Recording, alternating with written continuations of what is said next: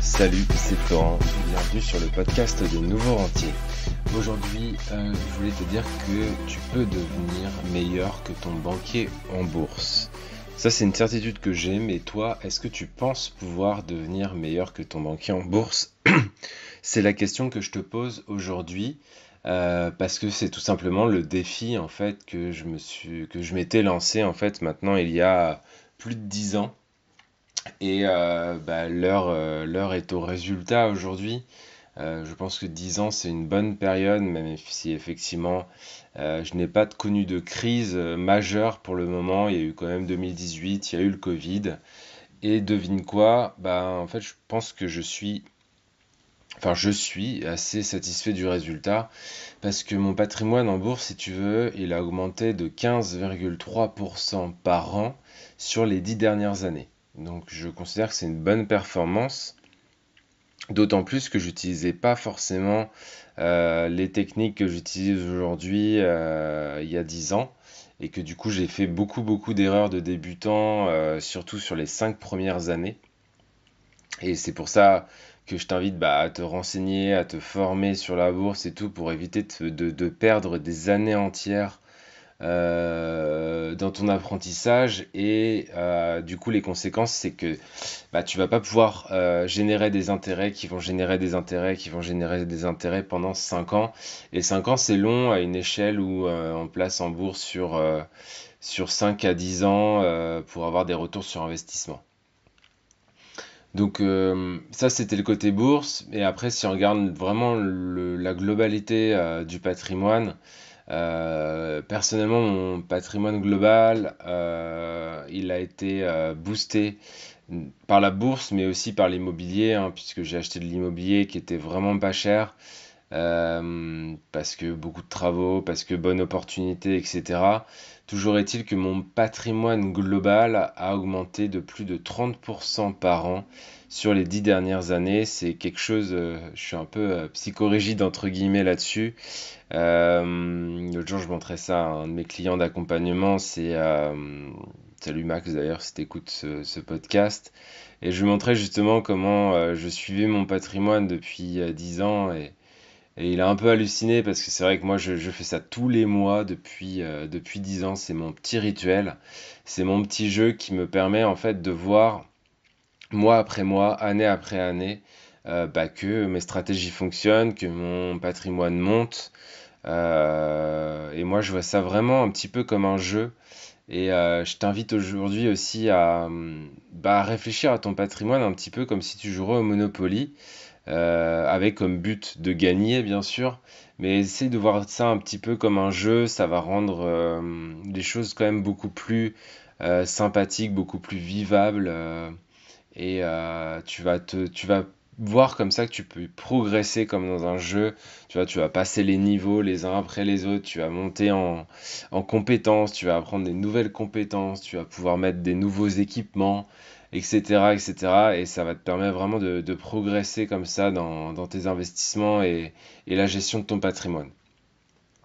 Donc pour en revenir avec les banquiers, tu sais, je compare en fait cette performance à ce qu'a fait un fonds qui s'appelle Carmignac Investissement là sur la même période. Et malgré le fait que je ne sois pas un expert, justement, je bats ce fonds. Bien sûr, il y a des fonds qui sont plus performants que d'autres, mais bon, ça c'était une référence à l'époque, c'est pour ça que je l'ai mis. Et on voit bien que ma performance dépasse finalement celle d'un fonds qui est géré par des experts de la finance, des gens qui sont payés pour ça, etc. Donc c'est ce dont je voulais parler aujourd'hui, c'est pourquoi, pourquoi tu peux devenir meilleur que ton banquier. Parce que déjà de base, il y a beaucoup de différences avec ce que peut faire un fonds d'investissement ou un banquier. Loin de moi l'idée de décrédibiliser les banquiers. Je pense qu'il y a des bons banquiers, il y a des moins bons banquiers, comme dans n'importe quel travail finalement. Ce que je pense, c'est que bah, les institutionnels, les gérants, les gestionnaires de fonds, etc., répondent à des lois que nous, on n'a pas besoin d'appliquer en tant que particulier. Je vais m'expliquer tout de suite. Par exemple, on a plus de liberté dans nos placements. Un banquier, voilà, il va pas pouvoir faire ce qu'il veut. Quand je dis banquier, je parle aussi, je mets dans le même panier les gestionnaires de fonds, hein, qui sont souvent rattachés à des banques ou à indépendants, mais voilà, qui ont ce travail finalement de sélectionner des sociétés et de surperformer les indices, puisque c'est vraiment l'objectif d'un fonds, que ça soit en assurance vie ou sur un compte titre ou sur un PEA. Si tu souscris à un fonds, tu payes les gestionnaires de ce fonds pour surperformer leur indice de référence. Et malheureusement, en fait, ce qui se passe, c'est que leur indice de référence, ils le surperforment pas trop. Quand je dis pas trop, c'est que 80% des gestionnaires de fonds ne font pas forcément mieux que leur indice de référence. Ça, c'est une étude qui est parue concernant les marchés américains. Donc, euh, donc ça veut dire que voilà, ils ont des contraintes, ils ont une réglementation européenne notamment qui est assez lourde. Ils sont bien obligés de se payer parce qu'il faut payer tout ce beau monde. Et du coup, bah, ça fait qu'ils peuvent pas faire exactement ce qu'ils veulent. Alors que nous, en tant que particuliers, bon, il n'y a pas de réglementation particulière. Si tu as envie d'acheter telle ou telle société ou tel tracker ou fonds qui suit un indice, bah, t'as aucun problème pour le faire. Donc ça, c'est la première chose, c'est que tu es complètement libre. Par exemple, un gestionnaire de fonds, si je dis pas de bêtises, il est obligé d'être investi. Il peut pas remettre tout l'argent en cash. Il va être obligé d'investir dans quelque chose. Alors que toi, tu peux décider du jour au lendemain de vendre tout et de retourner en cash. Ça, c'est pas un problème. Euh, donc voilà. Le deuxième handicap que va subir un banquier ou un gestionnaire de fonds, c'est que il va te mettre des frais, parce qu'encore une fois, bah, il faut payer tout ce beau monde. Bah, tu vas avoir des frais dans plusieurs cases. Si tu passes par une assurance vie, tu vas souvent avoir des frais de versement sur tes fonds. Donc en général, c'est entre 2 à 5%. Donc c'est-à-dire que tu verses 100, bah, tu donnes 2 à 5 euros à la banque directement. Donc ça, c'est une chose. Mais en plus, bah, il y a l'assurance vie qui se sert. Donc elle se sert ce qu'on appelle des frais de gestion. Donc ça peut être des frais de gestion sur tes fonds en euros ou des frais de gestion sur tes unités de compte, ce qu'on appelle les unités de compte, donc tout ce qui va être placé sur autre chose qu'un fonds en euros finalement. Et bah, ces frais, ils sont là, ils sont assez importants aussi, ils peuvent osciller entre allez, 0,3 à 1%, voire plus de 1% pour certaines assurances vie. Mais ça s'arrête pas là. C'est-à-dire que là, ok, là, tu as juste acheté un fonds quand on est là. Maintenant, le fonds, lui, c'est pas l'assurance vie. Souvent, une assurance vie va proposer des fonds qui vont appartenir à différentes banques, différentes sociétés. Et ces gens-là font se payer aussi. Donc ça, on appelle ça les frais de gestion du fonds lui-même. Donc tu as déjà trois types de frais qui s'additionnent alors que toi, tu n'as rien fait en performance, je veux dire. Tu as les frais d'entrée, donc si je résume, tu as les frais d'entrée, tu as les frais de gestion de ton assurance vie en unité de compte, et tu as les frais de gestion des fonds sur lesquels tu vas te placer. Donc la globalité de ces frais font que en fait tu vas du coup sous-performer l'indice souvent parce que le gestionnaire de fonds déjà il a du mal à coller à l'indice ou à le dépasser, à la surperformer, mais en plus il va te prendre tout un tas de frais pour le faire. Donc la globalité de ces frais font que en fait tu vas souvent moins bien faire que le marché de référence du fonds en l'occurrence. Euh, Ensuite, en tant que particulier, on a la capacité de gérer de manière beaucoup plus dynamique et beaucoup plus actuelle.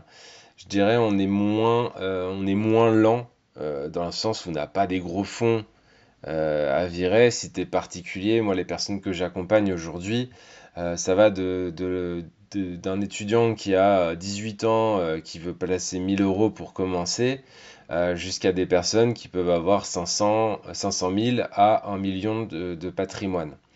Donc bien sûr, la gestion n'est pas la même. Mais un gestionnaire de fonds, lui, va gérer plusieurs millions, voire plusieurs milliards. Donc quand il rentre et décide d'acheter une action, ça se voit. D'ailleurs, il y a des méthodes qui se basent là-dessus. C'est quand on voit les volumes qui augmentent sur les petites sociétés, on peut se dire qu'il y a des fonds et des gérants de fonds qui vont rentrer sur cette société, qui vont en mettre en portefeuille, et nous, on peut profiter de cette vague d'achat pour éventuellement faire ce qu'on appelle du trading et surperformer un petit peu comme ça les indices.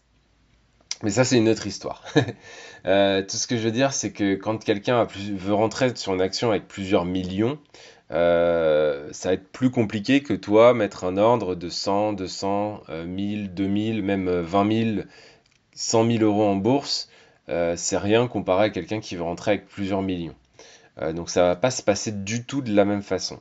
Donc ça, c'est une contrainte qui est assez importante aussi pour les gestionnaires de fonds, qu'on n'a pas du tout en tant que particulier. Et ensuite, dernière chose, c'est que un gestionnaire de fonds, bah, il va être dans sa bulle.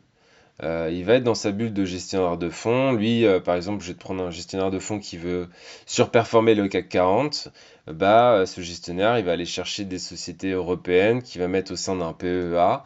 Et puis, il va sélectionner comme ça, un peu au compte-gouttes, toutes ces sociétés. Mais ce que je veux dire par là, c'est que ça va pas être très diversifié, dans le sens où ça va être uniquement sur l'Europe, voire sur la France, en voulant surperformer un indice français. Nous, en tant que particulier, on a la possibilité de mettre en place des stratégies qui fonctionnent sur le long terme, qui sont diversifiées sur plusieurs classes d'actifs. Quand je parle de classes d'actifs, ça peut être aussi bien sur les actions, mais aussi sur les obligations d'État, les obligations d'entreprise, les matières premières, les crypto-monnaies, etc. On peut mettre vraiment en place quelque chose qui est très diversifié et suivre tout simplement notre méthode sur le long terme, sans contrainte et sans obligation légale vis-à-vis de l'Europe ou je ne sais quoi. Donc ça, c'est vraiment pour moi les grosses différences qui te permettent de sortir ton épingle du jeu en tant que particulier et de faire comme moi, c'est-à-dire de surperformer les indices, de surperformer les banquiers et les fonds de gestion parce qu'on n'a pas toutes les contraintes que eux ils ont. Euh, donc voilà, ça c'est ce que je voulais te dire aujourd'hui. Et je voulais aussi te dire, te faire prendre conscience que investir par soi-même, finalement, pour booster son patrimoine, c'est pas quelque chose de compliqué en soi. Je veux dire, te connecter, créer un compte, ouvrir un compte, c'est comme ouvrir un compte bancaire. Passer un ordre en bourse, c'est comme si tu faisais un virement à un pote.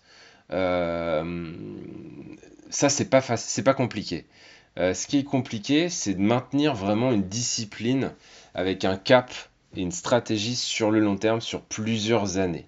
Ce qui est compliqué, c'est de ne pas sombrer sous la quantité d'informations, quand tu es en train de consulter d'ailleurs si tu écoutes ce podcast en ce moment, que l'on nous déverse au quotidien. Si tu veux te renseigner sur la bourse, moi ça fait 10 ans que je me renseigne sur la bourse, j'ai toujours pas fini de lire toute la littérature, crois-moi, et il y a énormément de choses. Donc ça c'est vraiment quelque chose de compliqué, c'est on a tout et n'importe quoi, on a tous les avis et leurs contraires, et du coup on sait plus quoi faire parce qu'on croule sous l'information. Ce qui est compliqué, c'est de mettre vraiment en place une stratégie et de la tenir sur 5, 10, 20 ans, 30 ans et tranquillement faire monter ton capital, préparer ta retraite, te créer une rente complémentaire, anticiper les études de tes enfants s'ils sont jeunes, leur permettre d'arriver dans la vie active avec un petit paquet d'argent pour pouvoir gérer tout ça. Voilà, ça c'est des choses qu'on peut mettre en place assez facilement, mais qui sont compliquées de suivre sur le long terme. Enfin, ce que je trouve compliqué, moi, sur ces 10 dernières années, ça a été d'être face à soi-même pour prendre toutes les décisions importantes qui concernent ton patrimoine et ton argent. Aujourd'hui, c'est beaucoup plus facile, et c'est pour ça que les Français le font, d'aller voir son banquier, de lui filer de l'argent et de venir, entre guillemets, taper du poing sur la table quand la bourse descend et que du coup ton banquier t'a fait perdre de l'argent. Quelque part, en faisant ça, en fait, tu te dédouanes du fait de gérer toi-même ton argent. Et nous, on n'aime pas, en tant qu'être humain, forcément être responsable de choses aussi importantes que son patrimoine et son argent. Donc c'est beaucoup plus facile d'aller taper sur son banquier que de se dire, ah bah Florent, aujourd'hui j'ai fait de la merde, là ça fait 6 mois que je fais de la merde, j'ai mis une stratégie qui fonctionne pas, j'ai perdu de l'argent.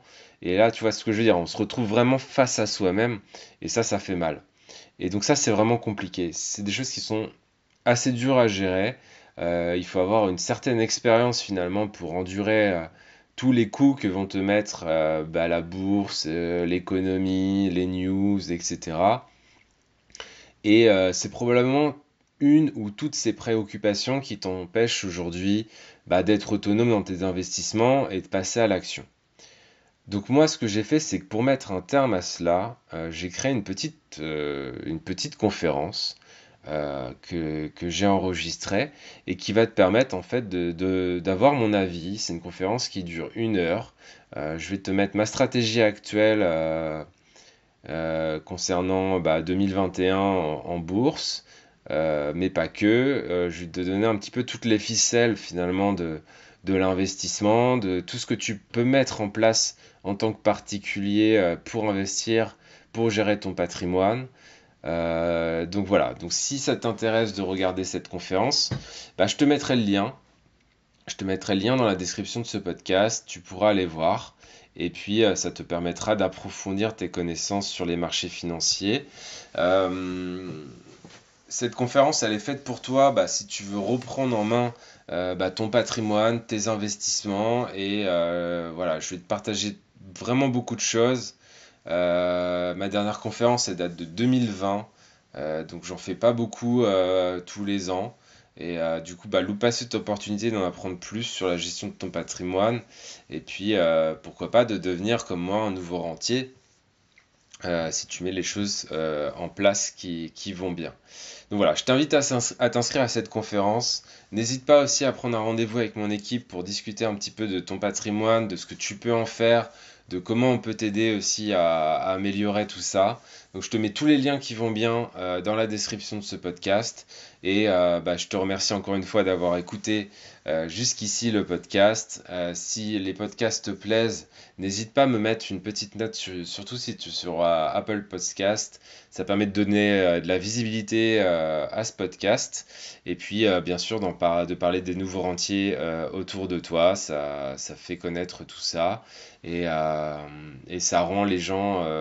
l'idée derrière tout ça, si tu veux, c'est de te donner les armes pour affronter le monde de la finance et pouvoir regarder ton banquier face à face et pouvoir parler le même langage que lui, t'exprimer sur tes intérêts, l'intérêt qu'il a à t'écouter et prendre les bonnes décisions concernant tes investissements et de plus globalement finalement ton patrimoine et ce que tu peux en faire sur les prochaines années sur le long terme. Voilà, c'est tout pour aujourd'hui. Je te souhaite une belle journée et je te dis à bientôt. Ciao, ciao, ciao.